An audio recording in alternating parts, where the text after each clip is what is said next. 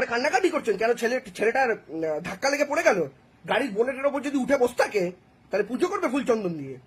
আমি ব্রাত্য বসুর জায়গায় থাকলে আরো জোরে গাড়িটা চালিয়ে বেরোতাম ওখান থেকে। আজকে যাদবপুরে যে ঘটনা ঘটেছে, শিক্ষামন্ত্রীকে যেভাবে আক্রমণ করা হয়েছে, তৃণমূলের অধ্যাপক সংগঠনের অন্যতম সদস্য এবং আমাদের মুখপাত্র প্রদীপ্ত মুখার্জির মতো একজন ডিসেন্ট মানুষকে যেভাবে আক্রমণ করা হয়েছে, মারধর করা হয়েছে, তৃণমূল কংগ্রেসের আইটি সেলের রাজ্য কমিটির অন্যতম সদস্য কিশলয় রয় এবং যে যাদবপুর বিশ্ববিদ্যালয়ের ইউনিট প্রেসিডেন্ট টিএমসিবি, তাকে যেভাবে অন্ধ করে দেওয়ার চেষ্টা হয়েছে, তার চশমা ভেঙে দেওয়া হয়েছে এবং তৃণমূল ছাত্র পরিষদের প্রত্যেকটা কর্মীকে আক্রমণ করা হয়েছে। আমি বলছি, মমতা বন্দ্যোপাধ্যায় যদি 1 ঘন্টার জন্য তার ছাত্র ও যুব সংগঠনের হাতের বেড়িটা খুলে নেন এবং 1 ঘন্টার জন্য তিনি যদি বদলা নয় বদল চাই নীতি থেকে সরে আসেন, তাহলে আগামীকাল যাদবপুরে লাল পতাকা উঠবে না, এটুকু নিশ্চিত করে বলতে পারি।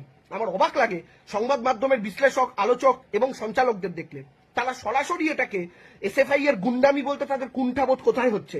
আমার মনে পড়ে যাচ্ছে আজ থেকে 10-12 বছর আগে যখন রায়গঞ্জের কোনো একটা কলেজে টিএমসিপির কোনো একটা নেতা কোনো এক অধ্যাপকের সাথে খারাপ ব্যবহার করেছিল, সেটা নিয়ে 1 মাস ডিবেট চলেছিল এবং আজও সেই ডিবেটের সেই ঘটনার উদাহরণ বারবার টানা হয়।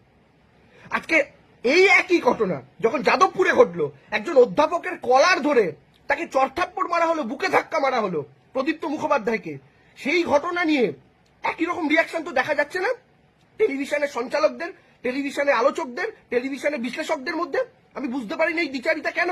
কোন কলেজে যদি টিএমসিপির ছাত্র পরিষদের সদস্যরা কোনো অধ্যাপককে ঘিরে, কোনো প্রিন্সিপালকে ঘিরে বিক্ষোভ দেখান, সেক্ষেত্রে আলোচনা শুরু হয়ে যায়, তৃণমূল ছাত্র পরিষদকে গালাগালি নিন্দা শুরু হয়ে যায়। কিন্তু একই কাণ্ড যখন যাদবপুর বিশ্ববিদ্যালয় হয়, অদ্ভুত অদ্ভুত শান্ত, অদ্ভুত শান্ত প্রত্যেকে, এবং একই রকম ভাবে তাই না, তার 1% রিপার্কেশন দেখা যায় না। আমি সত্যি সত্যি বুঝতে পারি না কেন এই দ্বিচারিতা, কি কারণে এই দ্বিচারিতা।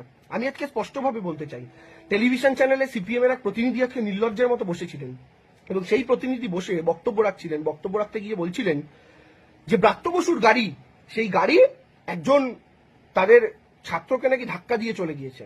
ওই সেই টেলিভিশন চ্যানেলের ফুটেজেই দেখা যাচ্ছে ব্রাত্য বসু যখন গাড়িতে বসে, সেই টেলিভিশন চ্যানেলের ছাত্রছাত্রীরা, সেই একই ছাত্রছাত্রীরা টেলিভিশন ক্যামেরার ফুটেজে দেখা যাচ্ছে তারা স্পষ্ট করে বলছেন পাথর নিয়ে আয়, পাথর নিয়ে আয়, এবং পাথর নিয়ে এসে তারা সত্যি সত্যি শিক্ষামন্ত্রীর গাড়ির কাঁচকে চুরমার করে ভেঙে দিলেন, গাড়ির ওপরে জুতো মারলেন।